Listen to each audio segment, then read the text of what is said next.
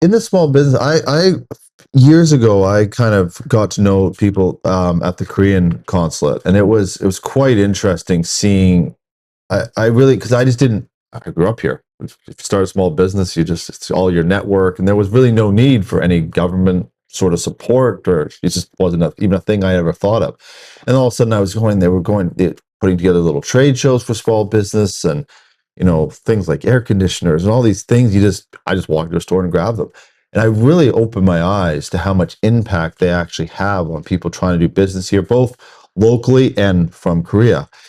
Is it similar what you're doing here, like small business? How do you approach that? I'm sure there's all sorts of little businesses in Ireland trying to get here. Do you get involved in that sort of? I do, but there's kind of a different structure again with Ireland. So I'm part of what we like to call Team Ireland, and so I'm the official government representative over here. But we actually have two different state agencies that deal directly with business and trade. They're headquartered in Toronto, so I'm the person that's the boots on the ground here, but they're the people who do loads of the direct work with the businesses. And so one of them, IDA Ireland, they're more for bigger businesses, and they're for businesses who want to come and invest in Ireland. So a lot of Canadian big businesses like the TELUS, Shopify, like lots of different, but RBC, lots of different people have a headquarters, a European headquarters or a very strong base in Ireland.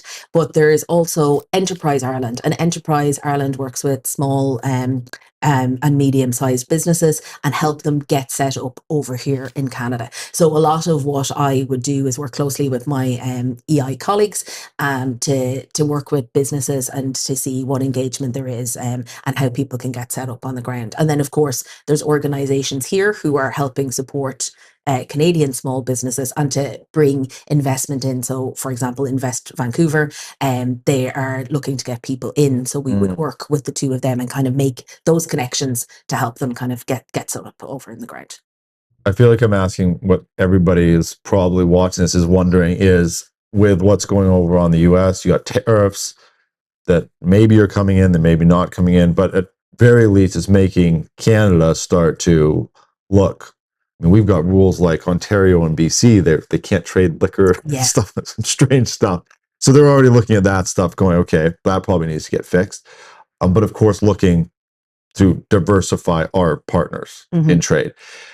Have you noticed that shift already happening where the conversations are starting to happen between, Canada, Ireland? Yeah, I mean, Canada and Ireland have a very close relationship anyway. And a lot of that closeness comes from our shared history and our shared people and also from our shared values. So we're both common law countries. We're both English speaking and we have a very healthy engagement in the multilateral system. So we have all of that good stuff as a structure.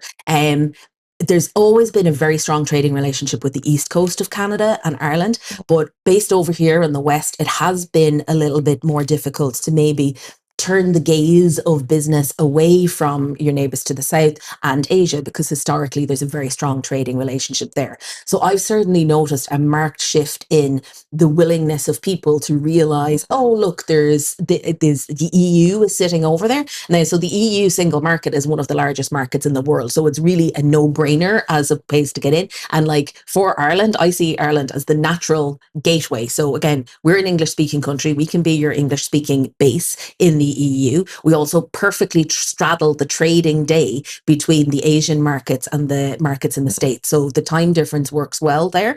And also it's a tariff-free access to that enormous EU single market.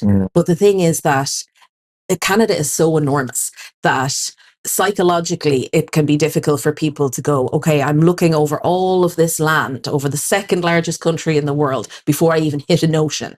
And then I have to, it must be so far away. But if you look at the plane journeys, you can land in Brussels just as on a plane, just as fast as you can land in Shanghai, as you can get over to Tokyo. It's equidistant and sometimes shorter. And that bit used to be something I had to really beat the drum about, whereas now I think there is more of an openness towards trade diversification. Like just recently. Really recently. Yeah. And I think that is something that's just going to grow and grow.